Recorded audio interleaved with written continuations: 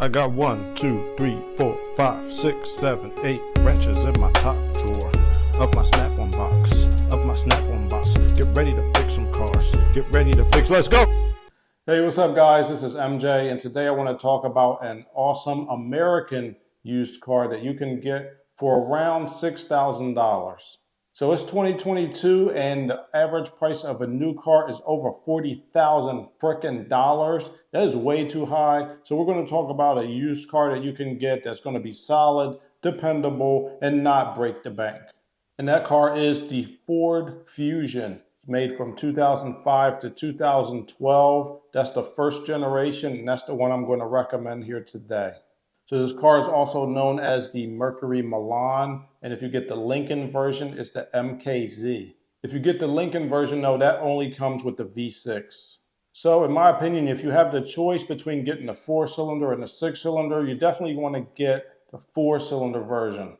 Now, there's nothing wrong with the V6, but it's been my experience that a lot of times when there's a choice, if you get the V6, people tend to beat on them more. They tend to drive around like they're crazy, like they're in Fast and Furious. So get the 4-cylinder. So if you get the 4-cylinder, it'd be more likely that somebody didn't beat on it.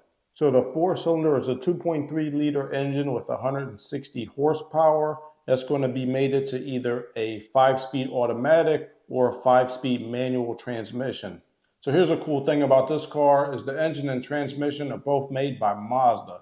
Mazda is known for making pretty good engines and transmissions. Now this one in particular is good. If you want proof, check this out. What I like to do is I go to cargurus.com or autotrader.com, any one of them. Just put in Ford Fusion 2005 to 2012 and set the search to nationwide search, and then have the results come back where they'll show you the highest mileage first.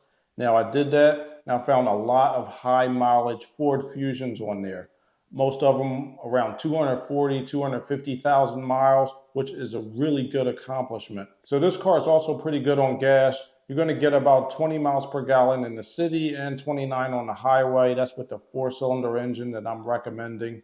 This car also comes with a hybrid version, but I'm going to suggest that you skip that because hybrids with a lot of miles and that are getting up there in age, they're pretty old, you do not want to have a problem go wrong with that hybrid system. It's going to be very expensive for you to fix. I'm talking thousands and thousands of dollars if you need to replace that battery or anything major with the hybrid system. So you definitely want to avoid those. If you were getting this car new, then I would say, yeah, maybe get the hybrid. But used and really used, like what we're talking about, definitely avoid those.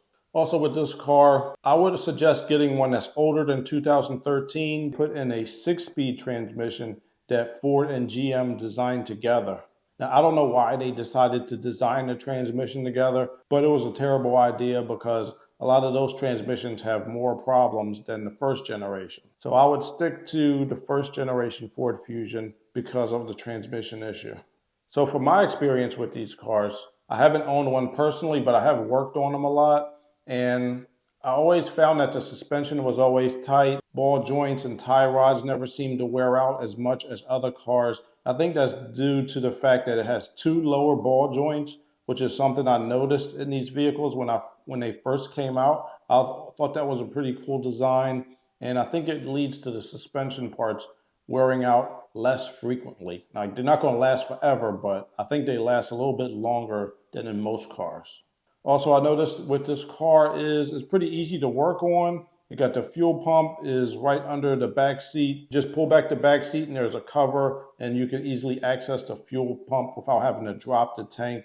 Now that's going to be really great for do-it-yourselfers. Those type of fuel pumps are really easy to replace, and eventually you're going to have to replace it with any car. I remember I replaced a fuel pump like that before I even went to mechanic school. I just looked up the procedure and it was really easy. So easy to work on cars are good for do-it-yourselfers, and they're also good for people who take their cars to mechanics because the repair bills are not going to be as high because you don't have to take off 10 million things to get the one thing.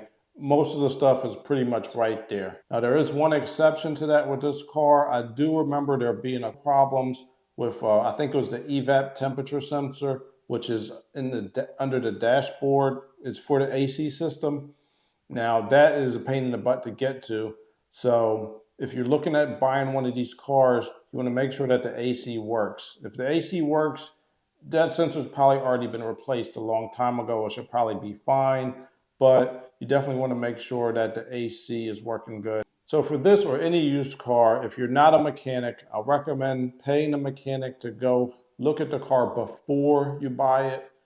It'll be pretty easy because there's a lot of mobile mechanics out there right now, and I'm sure a lot of them would love the chance to go and check out a used car for you. It's good because if a mechanic finds something, and any used car mechanic is going to find something wrong with it. Like even my car is in really good shape, but there are a couple things that are wrong with it that I should get around to fixing. The thing is, if they find one of those things and it's not that big of a deal, you could use that as leverage to get them to take some of the price off of it. Like you could say, oh, well, my mechanic found this and this wrong. I mean, it's still a good car, I'll buy it, but you know, if you could take $300 or $400 off the price, then I'll definitely buy it. I think you'll find that gives you leverage, and it will make up for the cost that you have to pay the mobile mechanic to go and look at it for you. You will save money in the end doing it this way. And you'll also avoid, like let's say there's a huge problem. If a mechanic finds it before you buy it, then that's thousands of dollars you don't have to pay. Because used car places, man, they are shiesty.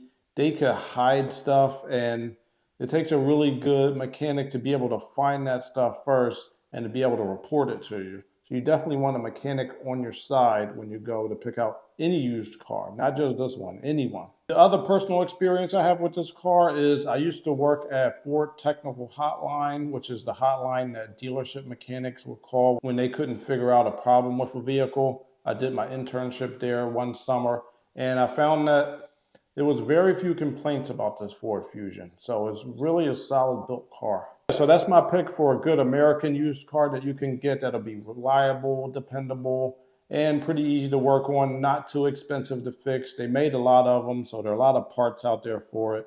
So if God forbid anything ever happened to my precious Toyota Camry, I would consider getting a Ford Fusion first generation, 4-cylinder with an automatic transmission or manual if they had one. Thank you for tuning in and have a good one.